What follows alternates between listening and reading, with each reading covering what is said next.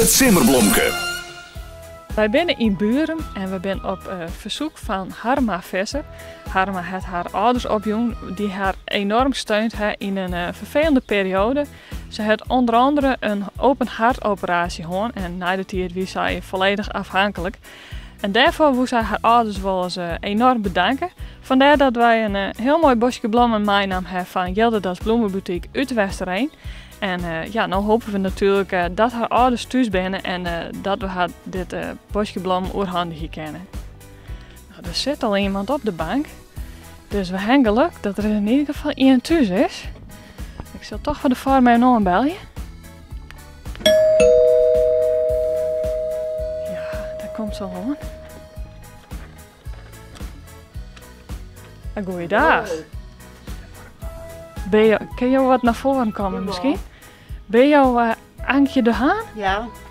Ik heb een heel mooi bosje bloemen voor jou. Leuk. Iemand die het jou opjong namelijk, want die wil je heel graag bedanken. Oh, dat is heel leuk. Heb je misschien enig idee waar dat wezen kan? Ik denk van mijn dochter. Dat klopt, ja. Van Harma. Ja. En want jouw dochter hier nogal een vervelende periode hoor. Heel slimme ziekte hoor, ja. Kun je misschien een beetje vertellen wat er... Een hartinfarct had ze hoor en hersenbloeding. Dus weer heel vervelend. Ja.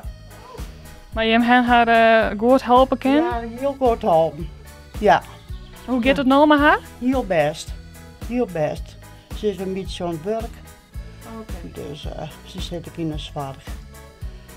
Ja. Nou, dat is goed om te horen. Dus ik jou om jouw oor, alsjeblieft. Dankjewel. Want ja, ze weet toch wel heel erg dankbaar voor alle hulp. Komen. Ja, nou dat kan ik. Dan komen we krijgt even verder.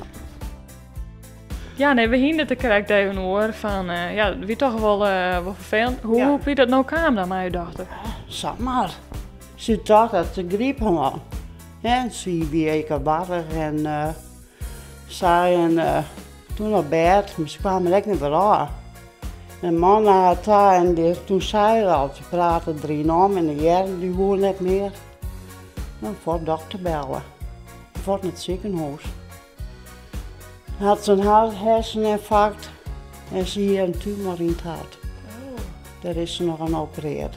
En die hebben ze toen voorthellen. Die hebben ze voortellen. Ja, ze wordt toch op deze manier toch even, of je hem allebei, eigenlijk voor jouw man natuurlijk, even bedanken voor de hulp. Ja, nou dat vind ik heel leuk.